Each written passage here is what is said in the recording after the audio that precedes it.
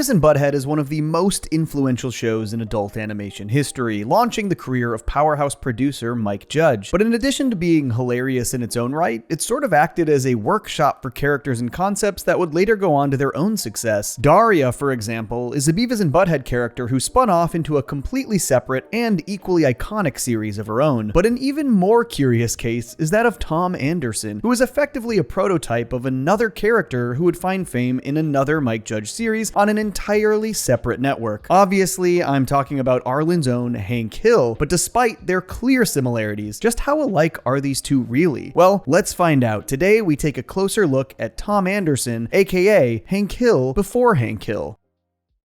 Whether it's his narrow urethra, his back problems, or his constipation, Hank Hill had a slew of ailments that required specific medical specialists. When it comes to Hank, nothing is more important than a professional with integrity. He could probably get some real use out of today's video sponsor, ZocDoc. So I moved to a new city within the past couple of years, and let me tell you, finding an entirely new medical team is sort of a daunting process, but using ZocDoc, that process was so easy. ZocDoc is a completely free website that helps you book high-end, quality, in-network doctors so you can find yourself a physician who will actually listen to your needs. In-network appointments, more than 150,000 providers across all 50 states. We're talking primary care, dental health, eye care, skin care, all kinds of specialists. You can search by symptom or specialty to find the care that you need, whether you prefer going in person or having a virtual video appointment. The filters are really helpful. You can filter by which doctors take your insurance, filter by location. You can see who is the most highly rated doctors by verified patients. And when you do find that doctor, you can immediately see their appointment availability, and it makes it so easy to book with just the click of a button. There are even same-day appointments available if needed. I'm sure you, like many people, just have that little lingering ailment or pain that's been bothering you, and it can be so hard to find a doctor that won't write you off, but also will give you a little bit of peace of mind about what you're feeling. I know medical appointments are booked as needed, and the most important thing is that you find the help that you need. But the next time you decide to find a doctor for that little ailment or lingering pain, please consider using my link, ZocDoc.com/Johnny2Cellos, or click the link in the description and find and instantly book a top-rated doctor today. I don't like to talk about the old days. Tom Anderson first appeared as part of Beavis and Butt-Head Season 2 in 1993, which is actually true of several prominent recurring characters on the show, seeing as how Season 1 was so short. And if you're a King of the Hill fan who's somehow never seen Beavis and Butt-Head before, it should become obvious fairly quickly what everyone means when they call Mr. Anderson the proto-Hank Hill. He's a conservative Texan man who loves grilling, golfing, drinking beer, and doing yard work, sometimes even offering to do it for free. By the way, you really ought to trim these shrubs out here and maybe run an edger up here by the curb. I could just do it for you, boys. Then there's the fact that they look rather similar and have nearly identical voices, or at least they used to, but more on that in a little bit. That boy ain't right in the head, is he? That boy ain't right. Hank and Tom Anderson definitely have other traits in common as well. For example, they're both brutally honest about their opinions in a way that can sometimes come off as a bit rude or backhanded, even if that's not necessarily their intention. They're actually kind of similar to Daria in that respect, now that I think about it. It's just a slightly different flavor of social awkwardness. I think your Mormon beliefs are a little screwy, but I still have respect for your college football team. Of course, Hank and Anderson aren't too much like Daria otherwise, as one of the biggest traits these two have in common is the sheer disconnect between them and the youth around them, particularly Gen Xers if we're going by the characters' early years. I'm gonna count to 3. 1, 2, 3! I'm not horsing around here! Mr. Anderson made his on-screen debut in the May 1993 episode Good Credit, in which Beavis and Butt-Head steal his credit card and then go on a shopping spree. And yeah, Hank definitely has some experience in that department. I think I will try on that vest. But if you're going by production order, Anderson's actual first appearance is in the episode Burger World, which was the next one to air on MTV. Here, he tries to place a simple order at the fast food restaurant where Beavis and Butt-Head work, only to be driven mad by their utter incompetence. Large fries, pie, large coffee, now. You got me, Bubba? This all feels very reminiscent of one of the very first scenes from King of the Hill's 1997 premiere, in which Hank flips out at Buckley after getting bad service at the Megalomart. You're gonna have to pay for that, dude. You're fired! So yeah, it's not exactly a secret that Mike Judge more or less used Mr. Anderson as the blueprint for Hank when he started developing King of the Hill a few years into Beavis and Butt-Head's run. However, things get a bit more interesting once you start to notice the aspects of Anderson's character that Judge either modified for Hank or just abandoned altogether.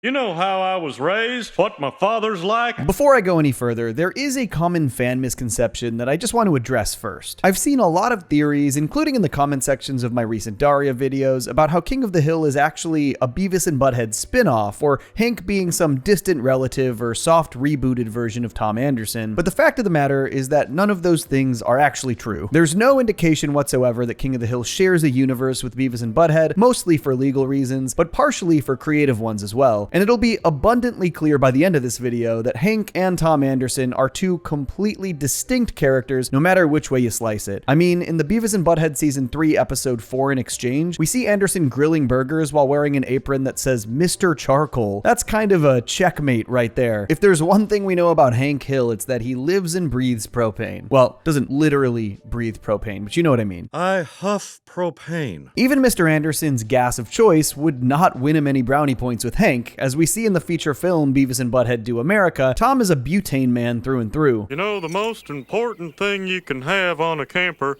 is a good butane regulator. This is a really great bit when you remember that Beavis and Butt-Head Do America hit theaters in December of 1996, just 1 month before King of the Hill premiered on Fox, so it really feels like a true inside joke, something only people in the know about Mike Judge's next project would have gotten at the time. My dad says butane's a bastard gas. But the point stands, Hank Hill and Tom Anderson, no relation. Mind you, it wasn't always necessarily going to be that way. Judge has said on multiple occasions that he initially wanted Hank to be Tom's son, leaving the door open for a potential crossover. But Beavis and Butt-Head being on MTV and King of the Hill being on Fox more or less torpedoed that idea before it could even get off the ground. Fox specifically was apparently just not having it. This forced Judge back to the drawing board, and while Hank's actual father, Cotton Hill, is also rather different from Mr. Anderson in a lot of ways, they do have some big things in common. In fact, one of Anderson's defining traits is his extensive military service, which, much like Cotton, involved serving in the Pacific Theater during World War II, but Tom at least made it back home with his shins intact. Back in Baton, we could have fed 600 men in the time it's taken you ham and eggers just to take my orders. Either way, this stands in sharp contrast to Hank, who very pointedly did not serve in the military. I tried to join up too, but they didn't take me. Urethra. The fact that Hank wasn't able to enlist is actually a pretty significant aspect of his own character, particularly as it pertains to his tumultuous relationship with Cotton. It's one of several examples of Hank not being able to live up to his father's frankly ridiculous standards. I'm jumping ahead for a second here, but the latest Beavis and Butt-Head revival also reveals that Tom met his wife, Marcy Anderson, while she was working as a military nurse during his later deployment in the Korean War. This really reminds me of Cotton's relationship with Michiko in the aftermath of World War II, minus the whole, getting her pregnant and leaving for 50 years thing. Speaking of Marcy, while the two do have some really superficial design similarities, it feels like a real stretch to call her a prototype version of Peggy in the same way that Tom is to Hank. For starters, we don't really know all that much about Marcy, but from what we do see, she's quiet, relaxed, and, unlike her husband, fairly non-confrontational. She's your stereotypical sweet old lady, and that is just not Peggy Hill. You know, there is a line here. In any case, the fact that Mr. Anderson was once pitched as Hank's father brings up another big difference between the two, their respective ages, and this generational divide affects a lot more than you might think. You're old. Another tidbit you should know about King of the Hill's development is that Mike Judge originally envisioned Hank as being 49 years old at the start of the series. However, a Fox executive sent his pitch back with the note that Hank should be in his 30s instead, to better align with the network's target demo. Apparently, Judge's response to this was to just resubmit the exact same drawing of Hank and say, okay, he's 34 now, which is pretty funny. Fast forward a few decades, and we now have a King of the Hill revival where Hank is actually in his 50s. Funny how that worked out. out. Return of the dang old king, man. But even though season 1 Hank was ostensibly in his 30s, closer to 38 if we decide to take season 5's Yankee Hanky as gospel, he still very much looked and acted like a man deep into middle age. It's unsurprising then that the Hank we see in those early episodes is easily the version of the character most like Tom Anderson. Because if Marcy is the stereotypical sweet old lady, Tom is the stereotypical cranky old man, like peak get off my lawn energy. But I guess when your neighbors are Beavis and Butt-Head, that's somewhat justified. Marcy, get the gun! Granted, Hank was obviously never going to be quite as old as his not father. The fact that Mr. Anderson served in World War II proves he's at least as old as Cotton, and even if Hank was 49 when King of the Hill launched in 1997, he still wouldn't have been born until after the war was already over. Still, if Judge had gotten his way back then, the age difference between Anderson and Hank would have been much smaller, and it sounds like he wrote Hank exactly the way he always wanted to regardless. Hence why season 1 Hank does admittedly feel like a reskinned Mr. Anderson at times. This was Hank at his most crotchety, short-fused, and out of touch. Over time though, a lot of Hank's rougher edges started to soften as Judge and his team continued to develop the character. Hank is always going to be a little grumpy and old-fashioned, and he can still get pretty darn mad when pressed, but the season 1 version of Hank Hill, who is constantly flipping his lid, just feels like a different person entirely. Hank forcing Bobby to smoke an entire carton of cigarettes, for example, is something that only could have happened in that first batch of episodes, before the writers had fully figured him out. Whatever you do, you should do right, even if it's something wrong. Hey, I made a video about that episode. Check it out. I think one potential reason for this character shift is that they really started to embrace the idea of Hank being in his late 30s or early 40s, rather than trying to make him feel like an old man. To put it another way, Hank started to act his age. Not only that, but as the show's timeline continued to slide the longer it went on, what it meant to be that age changed as well. Late season Hank still has some years on him for sure, but he also has a certain youthful energy about him that season 1 Hank just didn't, and that Tom Anderson definitely doesn't have. I'd like to play a game of horseshoes with old Ned. Even the actual 50-something Hank from the revival doesn't feel nearly as curmudgeonly as Mr. Anderson. If anything, he's only continued to mellow out with age. Honestly, in some ways, Anderson feels like what an older Hank might have looked like had he ended up being more like Cotton. If I ever see that damn dog of yours peeing on my yard again, I'm gonna shoot both of you. One super noticeable way this divergence has manifested is in how Hank sounds compared to Anderson.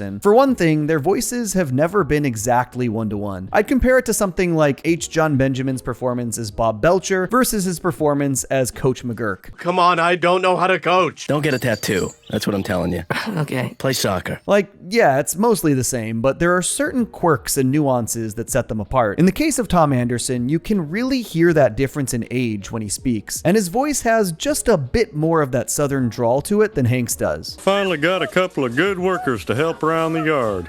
I tell you what. Hank still sounded a lot like Tom Anderson in the early days of King of the Hill, but once he got over his 50-year-old in a 30-something's body phase, Mike Judge adjusted his performance accordingly. By the end of the show's original run, those subtle differences in Hank's voice weren't quite so subtle anymore. Now get the hell off my property, you son of a bitch. Yeah, you better run. But that brings us to arguably the biggest thing that differentiates these two characters, which is the roles they play in their respective stories. He could be from Mars for all I care. One of the most important things to keep in mind when comparing Tom Anderson to Hank Hill is the fact that Tom is, at the end of the day, just a supporting player. He's one of several recurring faces around Highland who exist almost for the sole purpose of putting up with Beavis and Butt-Head's constant mayhem. Boy, what I wouldn't give for 5 minutes alone with them two little bastards. Hank may be an updated version of Mr. Anderson to a certain extent, but as the main character of King of the Hill, he was always going to be more fleshed out and nuanced, especially the longer the show went on. I'm complicated. It's not unlike what happened with Daria. She was a fairly one-note character on Beavis and Butt-Head and gained a lot of depth after getting her own solo series. But while the team behind Daria did tweak certain aspects of her character for the spin-off, they still more or less used Beavis and Butt-Head's version as a guideline. Hank is a straight-up different character, meaning Judge and company were able to break the mold a bit more when building him off of their prototype, i.e. Tom Anderson. You are taking a dump. I wish. The respective tones of the two series also play a big part here. I do think King of the Hill can be a lot more off the wall than a lot of non-fans realize, but it's still way more grounded in reality than Beavis and Butt-Head is. When Beavis and Butt-Head blow up Stuart's house while trying to get high on stove fumes, they laugh it off like nothing happened. When Buckley accidentally blows up the Megalomart, he fucking dies. I'm not saying King of the Hill is always 100% realistic with this stuff, but there is a line. I don't feel so good. Beavis and Butt-Head, on the other hand, is just total chaos. I mean, there are at least 2 instances in Beavis and Butt-Head Do America where these idiots realistically should have gotten Tom and Marcy Anderson killed. Never mind the fact that the movie ends with Beavis and Butt-Head basically framing them for terrorism, but you're not supposed to think too hard about that kind of stuff because it's not that kind of show. Get your damn hands off me! Tom Anderson's constant suffering at the hands of Beavis and Butt-Head is also another instance where his age is really apparent. A big recurring joke is that he never even recognizes Beavis and Butt-Head as the kids making his life miserable. He's so old that his eyesight and memory are starting to go. Hank may be kinda clueless sometimes, but he's not this clueless. One of them calls himself Butthole. The other one's name is Joe, I think. I believe they were Oriental. Hank does find himself in comparable situations sometimes. A common episode formula in King of the Hill is Hank being the lone voice of reason while everyone else hops on some ridiculous bandwagon at his expense. The difference is that when this happens, the show usually wants you to sympathize with Hank and root for him to win in the end, which he almost always does. Beavis and Butt-Head, meanwhile, wants you to laugh along at Anderson's misfortune, which, to be fair, is usually pretty funny. Is that deer urine? If Beavis and Butt-Head somehow found themselves in Arlen, Hank would probably figure out a way to get rid of them for good by the end of the episode. Tom Anderson is just never going to know that kind of peace. Just like almost everyone else in Highland, his Sisyphean task is to put up with these two forever. I feel like this difference is especially apparent now that both characters have been getting new material at the same time for the first time in decades. Beavis and Butt-Head's original run only barely overlapped with King of the Hills, with the 7th and final season of Beavis wrapping up shortly after King of the Hills Season 2 premiere. And by the time Beavis and Butt-Head came back the first time in 2011, King of the Hills' original 13-season run had already ended. I have to wonder if Mike Judge was worried back then that new Beavis and Butt-Head fans would think Mr. Anderson was too close to Hank, since he was used very sparingly that season, only appearing in 2 episodes. Can you, shut up? Say what? But when Beavis and Butt-Head came back for the second time in 2022, the pendulum completely swung back the other direction. Anderson is a major presence in the new revival, including in its 3rd season, which practically aired alongside King of the Hill Season 14, because beyond all the surface level stuff, there's really no confusing these two anymore. Just look at Tom Anderson's War Stories, a recurring segment introduced in Season 2 of the latest revival, where Anderson talks about his time in the service. The joke in all of these is that despite being in literal active combat with enemy troops, he can't help but get distracted fixing sinks or changing windshield wipers. We have to get to the battle. You can win this war quick, or you can win this war right. These feel like things a parody of Hank would do, and that both Hank and Cotton would probably tear into him for. Sure, Hank loves his home improvement projects and can often have a one-track mind when it comes to that stuff, but again, it's always within reason. Anderson basically commits desertion so he can repaint a boat. Hilarious? Yes, but definitely not Hank. And don't even get me started on Tom's hippie phase. But with a bad seal like this, you're just gonna be pulling in regular air. I've also often said that King of the Hill is ultimately a show about fatherhood, and come to think of it, that kind of makes it the antithesis of Beavis and Butt-Head, right? I mean, a big theme in the show is the absence of fatherhood. You both have the same dad? We're not sure. In Tom Anderson's case, we learn in the most recent revival that he has a son he's no longer in contact with, and the whole thing is actually kind of heartbreaking. Because his own father was so emotionally unavailable, he didn't know how to be there for his son, which led to them drifting apart. My boy had gone without a daddy so long, well, he learned to go without one at all. We can compare this to revival era Hank, who has a really strong relationship with his adult son, even if they do still butt heads on certain things. But the thing is, Mr. Anderson's story really mirrors Hank's journey in the original run of King of the Hill. If things had gone a little differently and Hank had been less willing to open up and push back on how Cotton raised him, he and Bobby could have just as easily ended up like Anderson and his son. I want you to tell Bobby that your love for him is unconditional. Well, I can't say that. The difference here is that Hank having the realization that he messed up probably would have led him to taking the first step towards repairing his relationship with Bobby. But for Mr. Anderson, it leads to, well, you know. Dear, you're a... In the end, what makes the Mike Judge multiverse of cartoons so special is that he's able to have it both ways. But I bet you want to hear the rest of the story. When two shows have the same creator, it's almost inevitable that there will be some noticeable similarities between them, even if the subject matter and overall tone are completely different. After all, everyone has their own experiences and sensibilities that inform their work or life. But some of the most skilled creators are able to continue to draw from these exact same experiences in a way that doesn't feel like they're just repeating themselves. And that's exactly what Mike Judge accomplished when developing Tom Anderson and Hank Hill. Because the fact of the matter is that Hank isn't based on Tom, or at least it's not quite that simple. They're both based on a number of different people. Mr. Anderson, there's probably been 5 or 6 people in my life that talked like that. I grew up in Albuquerque, New Mexico, actually, and it always seemed like every middle-aged authority figure had a Texas accent. There you have it. In the creator's own words, Mike Judge encountered a lot of people who talked and acted exactly like these two when he was younger. In the past, he has referenced a guy he tried to sell newspapers to, a scout leader, a neighbor he had after moving to Texas, and probably others I'm not aware of. But despite being broadly similar, these people probably each have their own stories to tell. So it only stands to reason that two of Judge's most famous shows can have these characters who seem nearly identical in certain ways, yet are still totally distinct. Well, you ain't my paper boy. Boy, you better clean that cup or you're gonna get the drizzlings. This guy, he goes, Well, I've got a couple fence posts in my garage. This is something King of the Hill has even explored within its own universe. More specifically, in Season 4's episode Not in My Backhoe, where Hank meets a man who is basically his doppelganger. This isn't even the only example of Judge basing multiple characters on the same people. Shortly before King of the Hill became a thing, he explained how Butt-Head was partially inspired by a childhood bully he had who nonchalantly tore down a secret clubhouse he and his friends had built. And yeah, that definitely sounds like something Butt-Head would do, probably to Stewart. But if you're more of a King of the Hill fan, this guy will probably remind you of someone else. He came up to me on the playground and like a couple days later and said, yeah, that clubhouse you got, we tore it down. I peed in some kid's locker. Yet, beyond that, Dooley isn't really that much like Butt-Head, is he? And that's also because creation is a constantly evolving process. In fact, I wouldn't be surprised if the reason Beavis and Butt-Head as a show is so cruel to Tom Anderson is because that was Judge's way of getting back at some of those authority figures he had to deal with growing up. That certainly seems to be the case with Butt-Head. I think there was a little, like, some hostility coming out when I was drawing. And maybe the reason King of the Hill became more sympathetic to Hank the longer it went on was because Judge started to identify with the character more now that he was getting older. Just a little food for thought.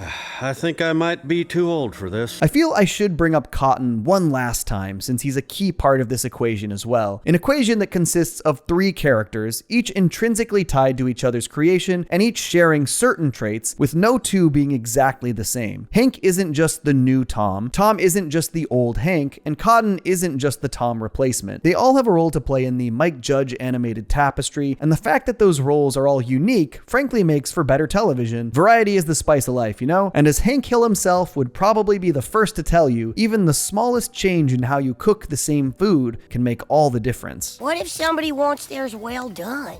We ask them politely yet firmly to leave. Folks, thanks for tuning in to this King of the Hill video, this time with a little Beavis and Butt-Head sprinkled in there. This was once again written by Noah Dominguez, who has written all of our great Daria video essays on the channel, among a few other videos as well. Please check out his work and stay tuned for more. Peace. I stay mellow watching Johnny two cellos. He talks cartoons, he's a really cool fellow. He keeps you posted on adult cartoons. If that's what you're into, then grab a spoon and a very big bowl of your favorite cereal. Feels like Saturday morning cartoon material. Johnny two cellos, watch him on YouTube. Now enjoy this groove and bust a move.